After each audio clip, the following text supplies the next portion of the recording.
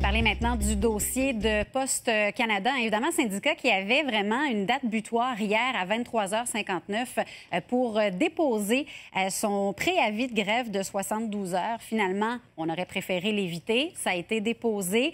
Il y a eu beaucoup de développement hier. On va faire le point, justement. Il y a la présidente de la section locale Montréal du syndicat des travailleurs et travailleuses des postes qui est avec moi en studio ce matin, à Mme Lise Lynn Gélineau. Bonjour. Donc, évidemment, j'imagine que c'est pas ce que vous souhaitiez. On aurait préféré que ça se règle. Ça fait quand même 9 mois maintenant que vous négociez avec Poste Canada. Là, est-ce que vous avez encore espoir qu'on puisse éviter le pire? Écoutez, on a toujours espoir. On a tout fait pour pas arriver au dépôt du 72 heures. On n'a pas eu le choix, puisque même la ministre avait demandé aux deux parties une prolongation de 24 heures pour arriver à peut-être avoir une prolongation plus longue.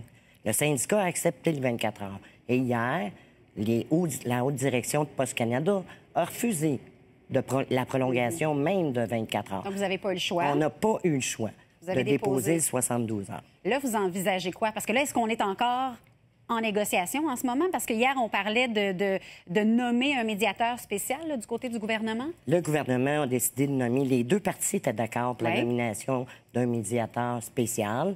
Et la nomination, je ne sais pas si elle a été faite à cette heure-ci, mais devrait être faite. Les parties vont se parler. Par contre, nous, il fallait déclencher hier avec le 72 heures et déterminer qu'est-ce qu'on ferait à partir de lundi. Là, je ne sais pas, je pose la question, mais ça fait 9 mois qu'on négocie. Vous avez déposé votre préavis, ce qui fait que dès lundi, normalement, vous pourriez commencer vos moyens de pression. Il vous reste, 3 jours, là? Est-ce que ça risque de développer ou de débloquer? Ou si, là, vraiment, chacune des parties semble être trop campée sur ses propres positions? Bien, écoutez, c'est sûr que s'il y a le nouveau médiateur, il y a peut-être des chances que ça arrive, qu'il y ait des avancements. Nous, ce qu'on dit, par contre, c'est pas normal que la haute direction de Poste Canada ait refusé même l'extension de 24 heures pour essayer de voir si c'était possible d'avoir une extension supplémentaire. Là, vous parlez quoi, de mauvaise foi? Je parle exactement de mauvaise foi, comme dès le départ. Dès le départ, le fait d'avoir demandé de la conciliation, ça a fait qu'il y a eu des intervenants de d'autres partis qui ont été impliqués dans nos dossiers. C'est vrai que c'est long.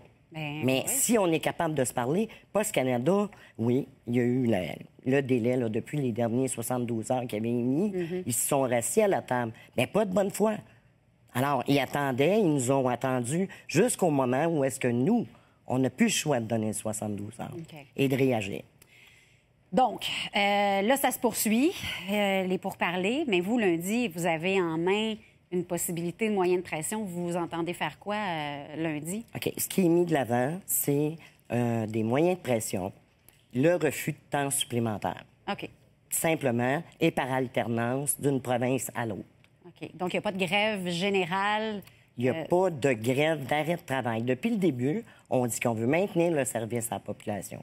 C'est ce qu'on va faire. Mais là, vous n'avez aucun contrôle sur un possible lock-out qui pourrait être décrété par la partie patronale? Effectivement. On n'a pas de contrôle là-dessus et c'est pas impossible qu'il le fasse.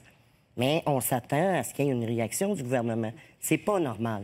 Qu'est-ce que vous demandez là, que l'employeur ne veut pas vous donner? On est toujours sur les mêmes sujets. La pension, deux petits sujets. Quand même importants. Quand même importants. Je vous l'accorde, 2 gros sujets. 2 gros sujets. La pension, l'équité salariale et des emplois convenables, des emplois décents, des emplois à plein temps. De garder nos bureaux, nos comptoirs postaux ouverts. Mais est-ce que d'un côté, vous êtes conscient aussi au niveau du syndicat qu'il y a eu beaucoup de changements qui ont été apportés, notamment dans la poste. Évidemment, monsieur, madame, tout le monde, je pense qu'ils servent peut-être un peu moins aujourd'hui du système postal avec toutes les développés Internet et tout ça. Plusieurs vont payer leurs factures par Internet. Évidemment, on se sert un peu moins de la poste. Ça amène des changements, non? On se sert moins de la poste aux lettres. Mais on se sert beaucoup au niveau de la livraison du colis. Et on a eu des projets qu'on a mis de l'avant et qui pourraient faire encore plus de services à la clientèle et aller chercher plus de clients. On a plusieurs projets qui pourraient être mis sur pied. Il y a l'étude du mandat de Poste Canada qui se fait aussi. Et l'exemple de la Banque postale. Il y a des services de plus pour les colis, les banques postales. Moins de courriers, plus de colis. c'est clair que le colis, ça a augmenté compense. énormément. Bien, on va vous souhaiter que ça se règle. Bonne chance. En tout cas, un gros blitz de négociations, semble-t-il, qui devrait s'entamer aujourd'hui. Merci d'avoir été avec nous pour faire le point. Madame Lise Lynn Gélineau, elle est présidente de la section Montréal du syndicat des travailleurs et travailleuses.